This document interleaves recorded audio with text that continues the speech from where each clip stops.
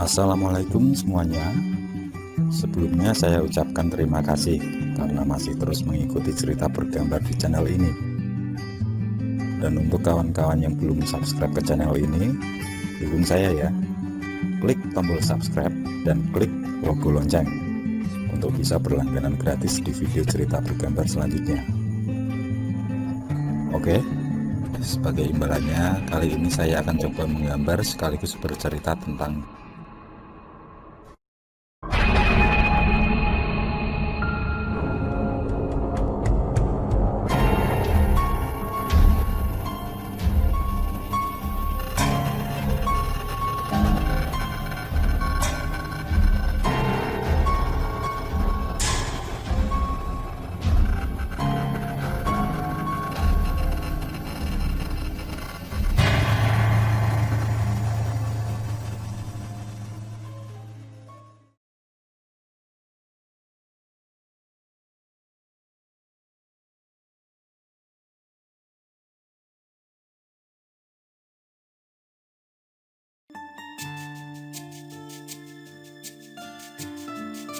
Ayu menjadi karyawan di perusahaan garmen sekitar 6 bulan lamanya. Perusahaan baru yang berada di daerah Semarang ini lumayan banyak para pekerja dari luar daerah. Mungkin karena dibutuhkan keterampilan khusus sehingga tidak semua orang bisa masuk ke sini. Termasuk mereka yang rumahnya dekat dengan perusahaan. Dan sejak seminggu yang lalu, pihak perusahaan tidak lagi membuka lowongan pekerjaan. Semua tenaga kerja yang dibutuhkan sudah terisi. Selama ini Ayu merasa kerasan dan nyaman. Selain gajinya yang cukup untuk memenuhi kebutuhan sehari-hari, dia juga senang dengan sifat karyawan lain. Mereka tidak sombong dan menunjukkan rasa persahabatan. Suatu ketika, perusahaan sedang sepi produksi. Itu dikarenakan buyer dari luar negeri tidak request. Sehingga hal tersebut membuat satu line harus berhenti produksi. Ayu merasa was-was menunggu keputusan perusahaan. Takut kalau line tempatnya bekerja yang diberhentikan.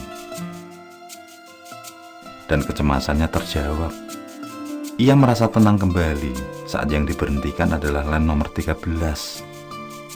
Ayu dan karyawan lain sama sekali tidak menduga jika line tersebut yang terkena dampak.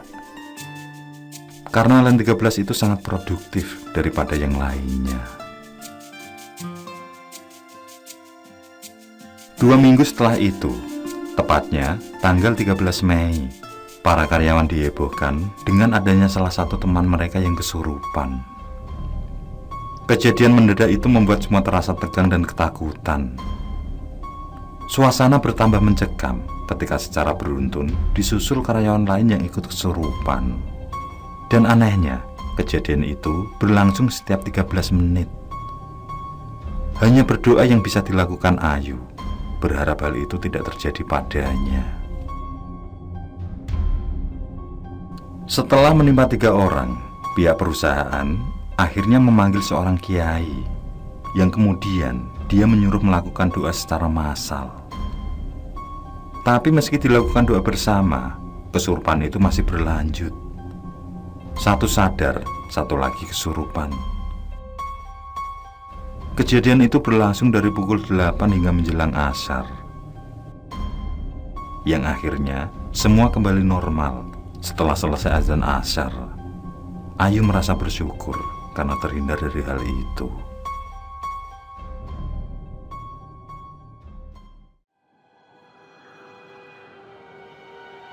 Beberapa hari setelah kejadian tersebut, ada beberapa warga yang keluar dari pekerja, terutama yang mengalami gangguan jin waktu itu. Mereka mengaku selalu bermimpi buruk setelah kejadian kesurupan yang menimpa. Bahkan, salah satu dari mereka mengalami depresi berat. Hingga atas saran dari Pak Kiai, setiap selesai sholat Jumatan dilakukan doa bersama, di mana Pak Kiai hadir memimpin kegiatan tersebut.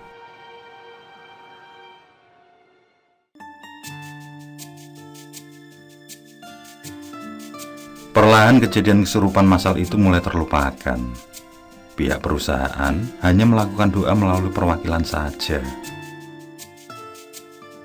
Menjelang peringatan Hari Kemerdekaan, PT mengadakan acara 17 Agustusan. Semua departemen wajib mengikuti dan mengisi acara tersebut, yang nantinya akan mempersembahkan pertunjukan karnaval, di mana para peserta harus menunjukkan sesuatu yang sangat unik dan kreatif. Karena ada penilaian dari juri yang pada akhirnya diumumkan pemenangnya. Ayu mendapat nomor urut 19, nomor yang sudah diambil oleh salah satu perwakilan temannya. Mereka pun mulai membahas tentang apa yang akan ditampilkan nanti. Adu argumen mulai mengisi musyawarah. Usulan mereka ditampung, lalu mulai diseleksi. Yang akhirnya diambillah keputusan tentang apa yang akan ditampilkan. Semua berpakaian merah putih ala Papua dengan rok rumbai dari Raffia. Ayu ikut saja meski hatinya tidak setuju. Bagi dia, lebih bagus lagi kalau memanfaatkan sampah pabrik, yaitu dengan menyulap potongan kain yang tidak terpakai menjadi busana berkelas. Tapi itulah musyawarah, harus menghargai pendapat dan keputusan yang diambil.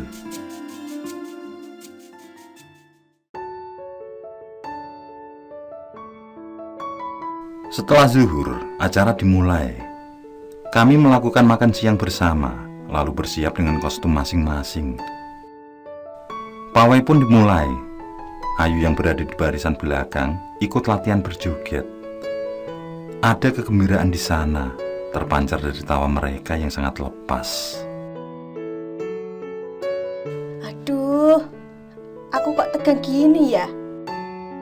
Ucap Ayu pada mic rekannya. Santai aja Non, siapa tahu nanti ada yang melirik kamu untuk dijadikan jodohnya. Canda Mike. Dia menyindir Ayu yang belum juga ditaksir sama lelaki idamannya. Memang, Ayu yang berwajah cukup cantik suka memilah lelaki yang mendekatinya. Ada rasa khawatir jika dia hanya dibuat mainan saja. Dia tidak mau apa yang menimpa beberapa temannya terjadi juga pada dirinya, yaitu perceraian. Meski perkawinan mereka didasari cinta, tapi kenyataannya hanya nafsu yang terlihat. Dan karena hal itulah, Ayu selalu berpegang pada prinsip. Dia akan mencari pria sebagai pendamping hidup setelah paham betul watak dan garis sifatnya.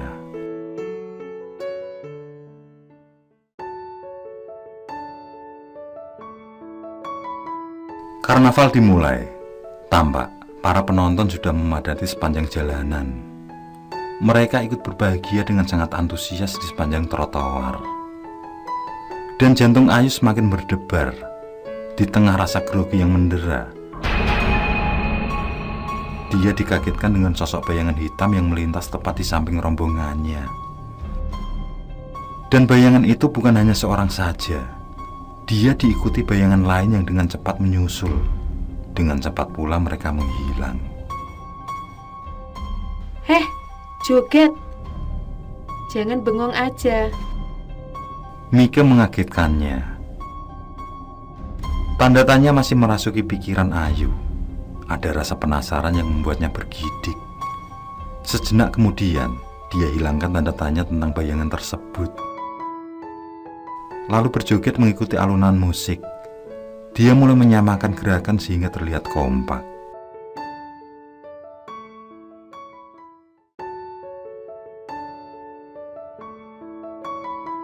Semua departemen dari nomor 1 hingga nomor 25 sudah menunjukkan kebolehan masing-masing.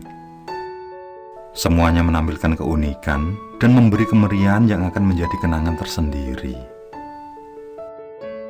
Ada yang menampilkan barong, juga berbagai macam adat suku budaya hingga batik karnival. Semua kreatif dan bagus-bagus. Hingga di akhir acara adalah pengumuman dari Dewan Juri, di mana ada 3 pemenang dan 1 juara harapan. Sayang sekali, Tim Ayu tidak menang. Meski sedikit kecewa, tapi mereka tetap senang dan happy. Yang penting sudah menampilkan yang terbaik, sudah kompak dan menghibur. Ketika pemanggilan dan penyerahan hadiah, ternyata yang mendapat juara harapan 1 sama sekali tidak ada perwakilan. Tidak tampak seorang pun yang naik ke atas panggung untuk mengambil hadiah. Sampai-sampai host memanggilnya berulang kali, hingga pada akhirnya ada yang memberitahu bahwa nomor undian 13 tidak ada. Nomor tersebut tidak ada pesertanya. Sontak, ketika juri kebingungan. Jelas-jelas mereka melihat nomor tersebut ikut pawai. Ketika juri itu memberi penilaian, juga catatan di buku masing-masing. Peserta itu juga menghibur dengan pertunjukan meriah, juga kostum yang menarik. Sempat terjadi perdebatan yang membuat para juri merasa aneh. Mereka terheran atas apa yang terjadi. Menurut mereka, nomor 13 jelaslah ada sebagai peserta. Tapi kenyataannya, para penonton tidak melihat nomor tersebut sebagai peserta karnaval. Semua menjadi heboh dan sangat tegang ketika juri itu bercerita kalau rombongan nomor 13 menampilkan pertunjukan yang sangat berbeda. Pertunjukan yang mereka bawakan adalah barisan berkostum hantu, di mana ada pocong, kuntilanak, buto ijo, dan ibu peri. Selain itu, musik yang mengiringi juga musik horor yang mencekam, yang mampu membuat suasana ikut terbawa dalam dunia lain. Karena itulah, Dewan Juri memberi penilaian lebih pada peserta nomor 13 dan memberinya peringkat sebagai juara harapan. Ayu teringat bayangan yang dilihatnya tadi. Mungkinkah bayangan tadi ada hubungannya ya? Batinnya, sejenak dia merinding mengingat hal itu. Kejadian ini membuat gempar seluruh karyawan, termasuk pihak perusahaan, yang kembali mengingatkan kejadian kesurupan massal. Sangat aneh. Karena semua berhubungan dengan angka 13. Sampai sekarang, tidak ada yang tahu misteri di balik itu semua. Yang jelas, perusahaan diliburkan di setiap tanggal 13. Dan angka tersebut menjadi angka keramat yang masih menjadi tanda tanya.